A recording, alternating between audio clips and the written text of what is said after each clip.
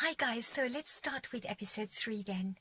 After the cliffhanger of leaving Rayon on the ground outside the hut, after their one night of passion, we see Rayon getting herself up from the ground, realizing that Miran has no intention of coming back, that he's disappeared into the distance. She goes into the hut, kind of feeling almost like a zombie, like she has actually died inside from all the tears that she has shed. She looks around the hut, she remembers all the details of their night of passion. And she looks at the bed sheets and that beautiful red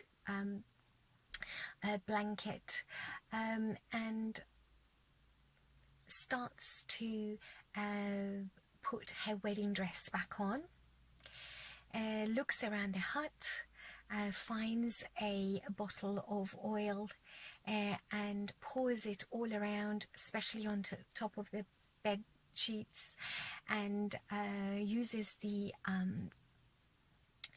lantern that was burning, giving light to the little hut, to set fire to the hut.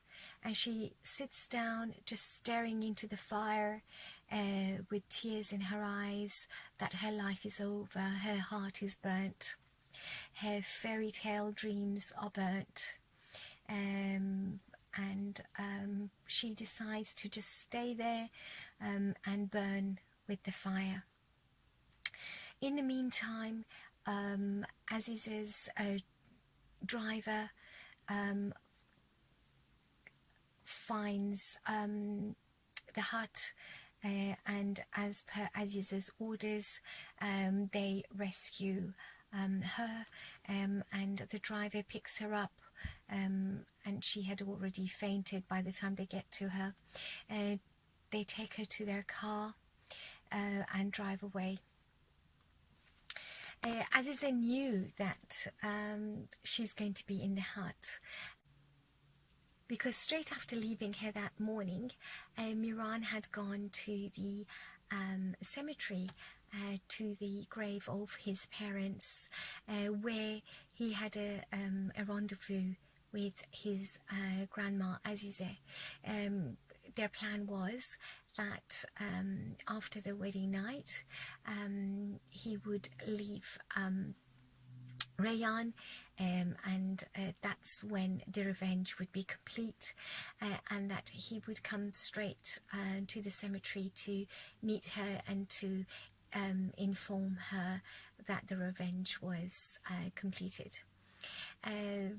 When she asks him and what happened to the girl, he says that their car broke down and he has left her in the hut nearby.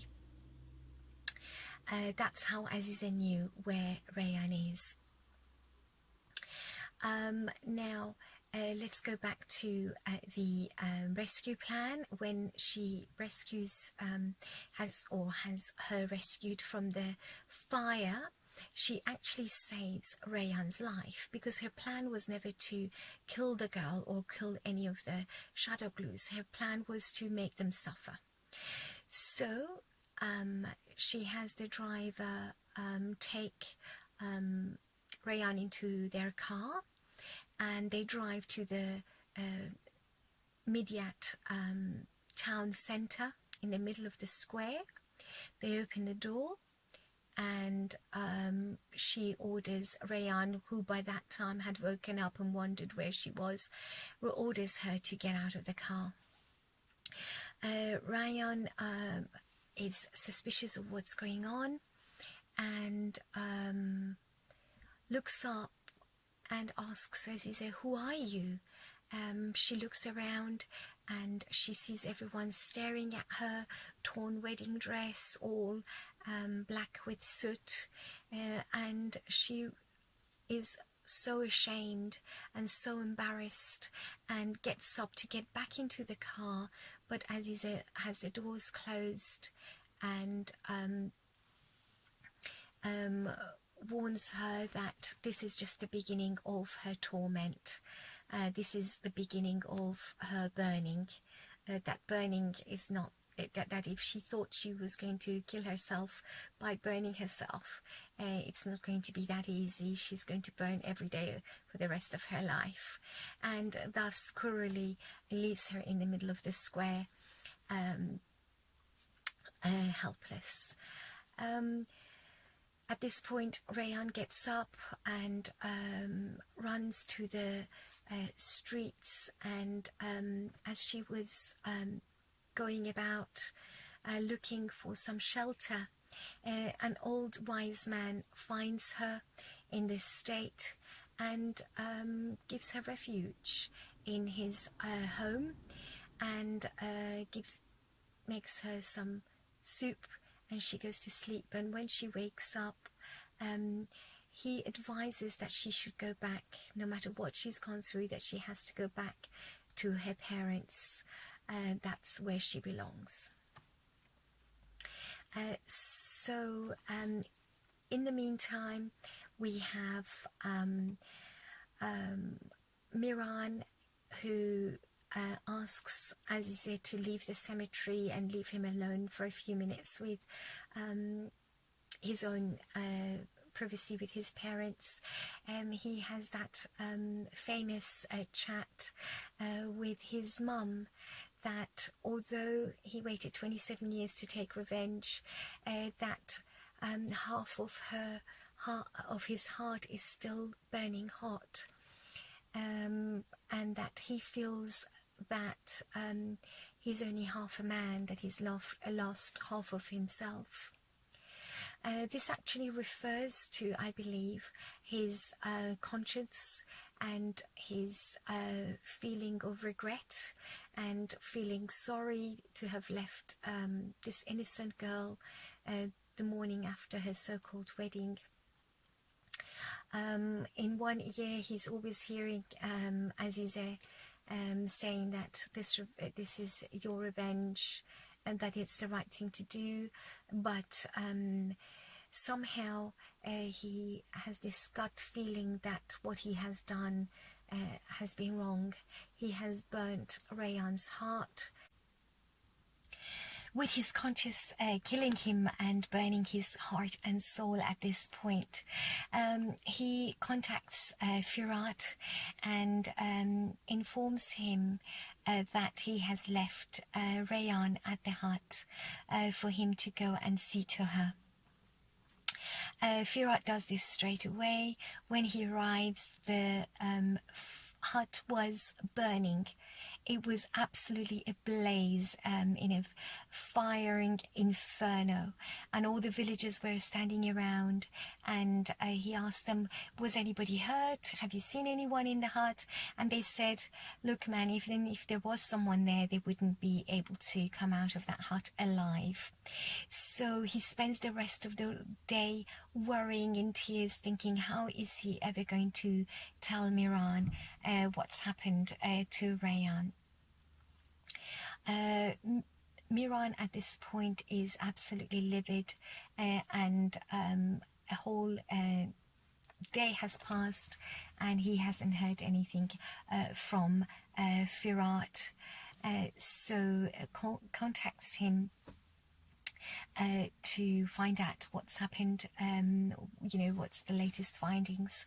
And Firat says, look, Aga, I wanted to call you a few hours ago when I first arrived at the hut, but I've got to tell you that it's burnt down into ashes, pure ashes. There is no sign of any life surviving this fire. At this point, we go back to what's happening with Rayan. Rayan takes the advice of the old man, and having rested her weary soul a little bit, she starts to walk towards the Shadowglue mansion. Azad, who has been running around looking for her because when he was at a cafe, almost drunk, after the wedding, he was very depressed about losing his love to another man. He overhears the following day people talking and whispering about the shadow glue with, bride, Rayan, who was seen in her torn wedding dress in the middle of the square. He then remembers Yaren mentioning something that let them get married, their happiness won't last until the morning after. So because he remembers this, he goes back to the house and begs Yaren to tell him what she meant by those words during the wedding, and finally gets it out of her that she had overheard during the wedding ceremony Sultan and Gonul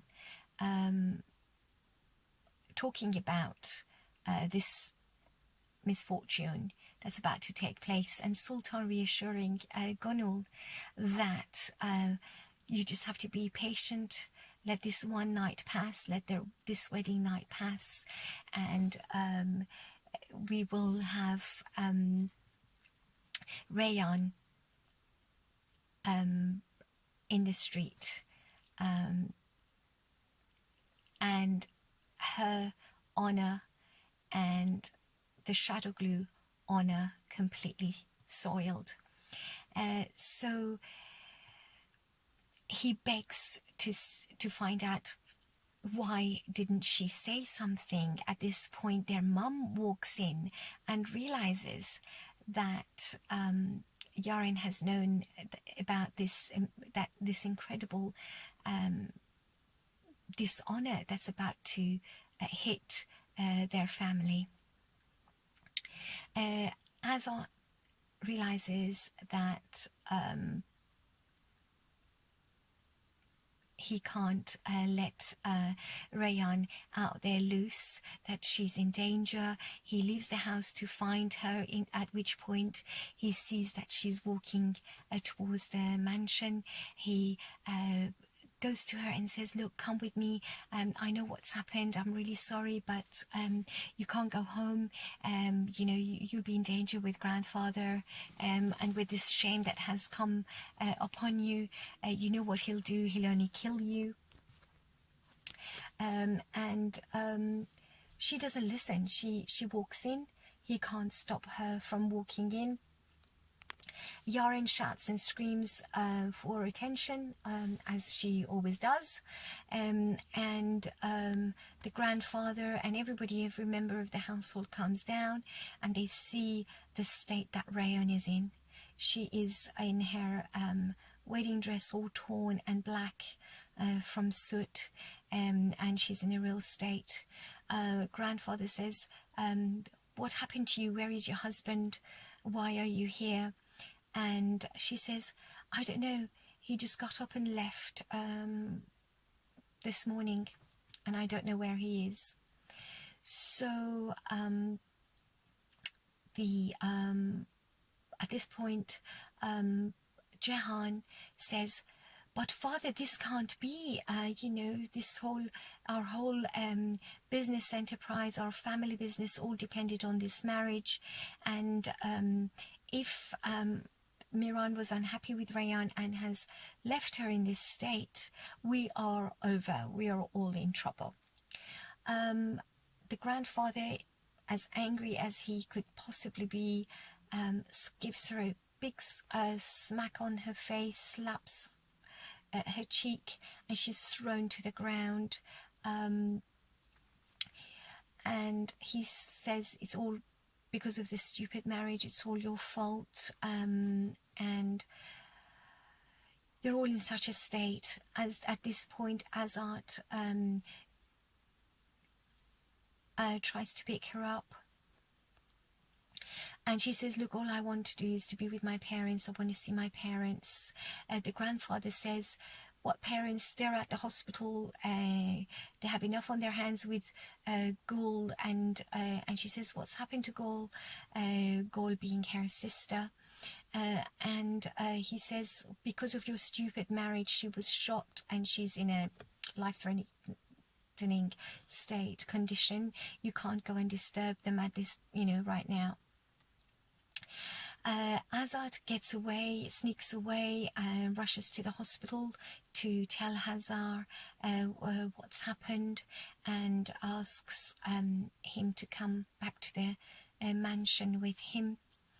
They drive back and find Rayan on the ground, and the grandfather says to Hazar that she has dishonored our family, and I'm going to shoot her right now.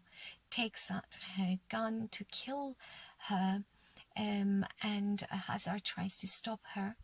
Handan comes up with a master idea and says, look, we can stop, we can stop this happening. We don't have to shoot her. She doesn't have to die. If we can get her married off. So Nasu stops at this point and says, okay, well, you've got 24 hours and then I will shoot her. In the meantime, Melike messages Firat and says, what have you done? What has Miran done to Rayan to deserve this? Why has she been left in such a state? They're beating her, they're killing her, they're threatening to kill her and marry her off or to kill her. Luckily, Miran, who was a few minutes back at the hut with Mirad, looking at the ashes and finding the anklet and the ring that he had put on her finger on their engagement, they realize that Rayan is alive, that she's actually at their Shadowglue mansion. So he always believed that he always did believe that he will get to see her, because she had entrusted him to God, and by giving him the tasbih, she had entrusted to be able to see him before she dies. So when Melike calls us in this way, they rush to see if they can save her. Firat stops Miran from doing anything at the time, but they do manage to go on the rooftop and see that they're really abusing Rayan for the state that she that has befallen her. So Miran the following day pays this older eligible guy to pretend to be a suitor, to go and ask for her hand. They would get married there and then, they would sign the papers, but he would bring her to him and they would divorce straight away. So he sends a note to Melike to forewarn Rayan that, look, this guy, you can trust this guy, just say yes, marry him, and then I'll save you.